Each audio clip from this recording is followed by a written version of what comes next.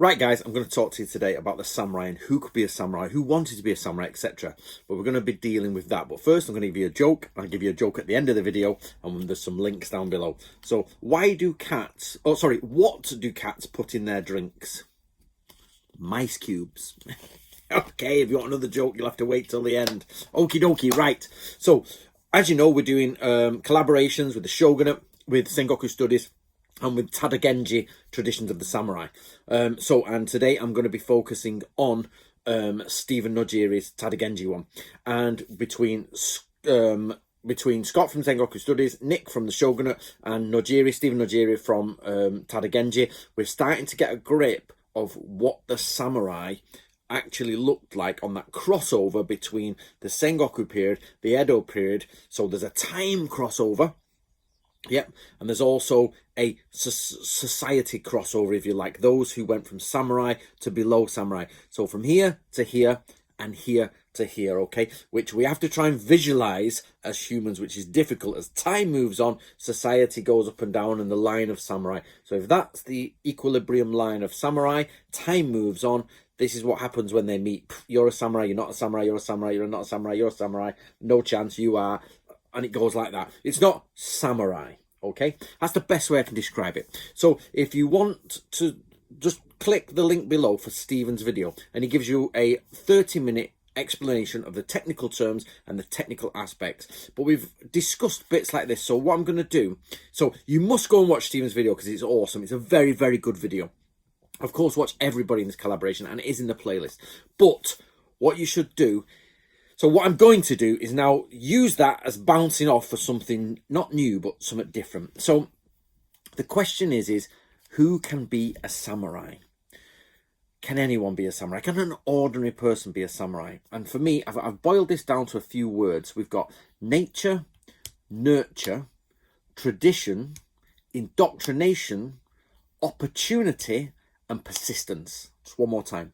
Nature, nurture, traditions, indoctrination, opportunity, and persistence. So I'll go through them, but let's start with what do we think is a samurai? So you can go two ends of the scale here. This end of the scale is every samurai born is immaculately dressed, hard, warrior style person, and they want to go forward and kill, and they're loyal to their masters, and they polish their shiny swords, and they kill on command, and they're absolutely perfect. The other end of the scale is their bureaucrats who don't really know how to fight. They lost their way.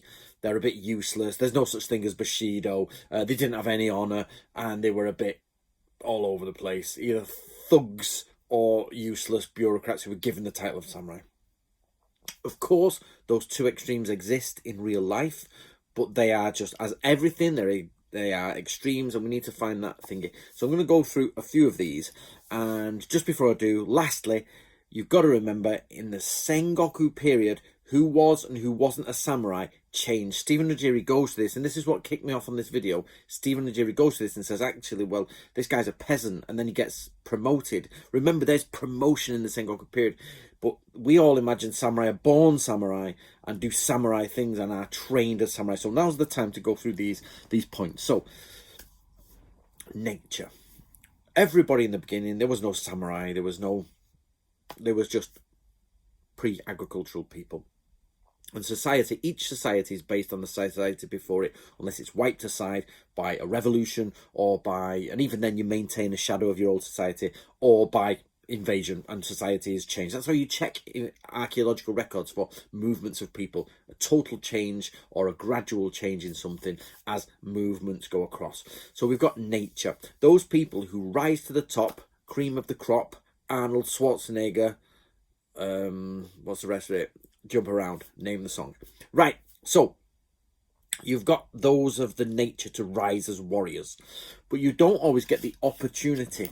There are loads of people, let's call them loads of lads, who work in construction. They go to martial arts gyms, they fight and all that, but they're not the top of the managerial chain. They're not at the height of anything. Why is that? Because opportunities. We live now in a very, I'm going to call it woke society. So now they will basically get people on tick boxes for ethnicity ticks. They will tick boxes for gender ticks. if you're gender neutral, disability ticks. So it doesn't matter if you're the best anymore. What matters is do you tick a box? And if you don't, you have to fight for a smaller portion. So your nature doesn't really matter. Back in the old days, your nature mattered. It was like, that guy's the hard nut of the village. He's the psychopath. He's not so hard, but he'll burn your house down and murder you at night and not care two bits about it. That person out there is hard, but has got a real conscience about them and will be fair. And that's your sort of society of your village. And they argue amongst themselves until someone rises to the top. Cream of the crop. Arnold Schwarzenegger, name the song. So you then get nurture. So some people are nurtured in different ways. Society very much depends on the way in which it is nurtured collectively. So we nurture people independently, but there is a collective boundary, if you like. So I cannot bring up my child to say, right, if you've annoyed me, I'm going to execute you, or you're going to commit seppuku, or we're going to go murder that person over there. Police won't let me do it. You know, but at the other end, there's people saying, well, you're non-binary, you're this, you don't have to play with boys' toys, you can be brought up this way. And they do their version of parenting. And you're like, okay, but can I go murder the people who don't agree with us? Well, no, there's a boundary. You know what I mean? There's a sort of boundary that we all have to adhere to. And those boundaries change. Remember I was talking about chronological change and the changes? Those are the boundaries. When I was born, you didn't say the things you said today, and you couldn't say what you said then today. The change has happened, yeah, as it goes along and gets a bit crazy. Or not crazy, depending on where you're thinking. So you've got the nature, you've got how you're nurtured, and you've got opportunity. Sometimes there's plenty of opportunity. The Black Death in England came, killed everyone. Those who survived it, loads of opportunity. They reckon it's the best thing that ever happened to the English population was the Black Death, because those who survived totally changed society at large. You no longer were beholden to your estate lord. Rents were cheap because there was too many cottages. Half the people had bloody died. So it was like, I want to rent a cottage. Well, that guy down the road is doing it for half the price because it's that or nothing. So there was tons of opportunity. So then you get indoctrination. So the idea of indoctrination, you've taken them from child to adult and you give them a very specific, it's almost the same as nurture, but nurturing is not quite the same as indoctrination. They're on the same lines. So there's positive and negative indoctrination. So if I put my hand out like that, you'll most likely go and grab it and we'll shake hands. When a red light comes on, no matter where you are in the world, when you're driving, you'll stop. You're indoctrinated to do that. Imagine if it was like no one on the planet, just like in is it iRobot? No, not iRobot. What's the one? Will Smith is the only one on the planet. He's driving around. Lights are going on and off. Imagine stopping at it. You're indoctrinated. You don't need to. Neanderthalic man is walking along and he's like, oh, red light. What's that mean? That's pretty. You know what I mean? But we automatically go, boom. So for a samurai, they're indoctrinated to commit seppuku. They're indoctrinated to loyalty. There's lots of indoctrination, both positive and negative. So, and then you get persistence. So by this is, I didn't know whether to add this or not, but let me know what you think about it. Persistence meaning you might have the indoctrination, you might have the nature, you might have the nurture, you might have the opportunity, but do you have the persistence? And that is the key fundamental of being samurai, is these guys persist. They are, it's the same as Spartans, it's the same as Athenians, it's the same as knights, it's the same as Vikings. They're the ones who go out in the cold, the rain, the hunger, the heat. They will push on through until they win. And that is the element I consider to be samurai.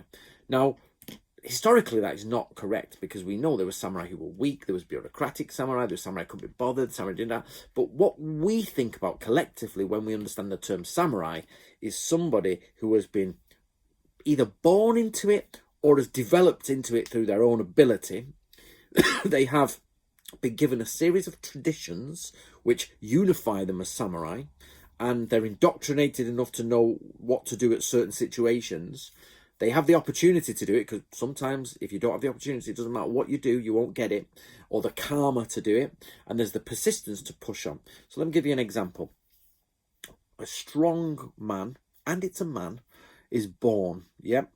He's the opportunity to rise to be samurai, because either, like Stephen was saying, they're raising peasants up to be samurai, but he doesn't have tradition. So he has to learn tradition. and he might not have the indoctrination of it, the correct things. So there's the tradition of it and the indoctrination of it. Again, all of these are not wholly separate. They come together like circles that you could say, is that tradition or is that indoctrination? Is that persistence or is that opportunity? And you can mix all these together. But somebody's born, they have the opportunity, they are nurtured in the way. That is the way of the warrior. That is not bureaucratic. They're actually going for, a hard life. They've developed all the traditions. They understand the traditions. They understand the indoctrination. If somebody bows, you bow. If this happens, you automatically do this. There's everything in place in society that you know about. By traditions, I mean the older stuff. Well, this is what we do. We tie our sword in this way because this is my tradition. I keep this amulet on because this is my tradition. But indoctrination is with other people mainly, or society. The opportunity is there for me to rise and use my best potential, and I have the persistence to do it. Am I samurai? So as Stephen Nojiri says, the villager is there. He gets raised up to these mid-ranking or lower-level samurai, and they can do it. Now, of course, everybody out there in samurai history is screaming Toyotomi Hideyoshi. Yep, from very low, whether he's low samurai or upper peasant. There's a debate on whether he's in the samurai already or whether he's a peasant, but that's one of those side debates. And then to go up and then push your way through to the top, right to the top, cream of the crop, rise to the top. Arnold Schwarzenegger, name that song, right? So that's what I can take from Stephen's video, is that you went back to ancient Japan. A samurai in the Sengoku period might not be that guy who speaks posh. He might not be the guy who knows courtly things. He might not be the guy who understands the correct pattern to wear on this and all that. Whereas Edo period samurai were well aware of it. He might not write great, but that's a samurai. And he's brutal, he's hard. He has a code of honor, because I hate it when people say Bushido was not invented. Bushido is a 16th.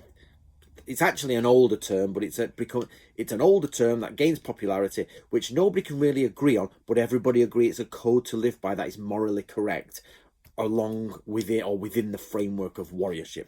So this idea that Bushido's made in the 1900s is not right. It is explained by one man in the 1900s, and it's his version of it. That doesn't mean that Bushido didn't exist and Bushido was there. It was just a non-unified moral or a collective understanding of a moral code stroke obligations, where some cross and some go against each other, but on the whole 90% of it people would say that's Bushido, that's not Bushido, but there isn't a wrote down rule somewhere. So anyway, but talking about that, get yourself a copy of Book of Bushido. There you go. How's that for a segue? Right, so do you want your final joke? Why is rowing such a popular sport? Because it's awesome. For my foreign anybody who's not an English speaker, do you get the jokes? Are you getting them? Right, guys, enjoy. Let me know what you think below. Make sure you follow the Shogunate. Make sure you follow Sengoku Studies. Make sure you follow Tadagenji, Traditions of the Thingy. They're all on my homepage. I've put them all on my homepage. Anybody else who wants to get involved with this can do, but we're changing topics now.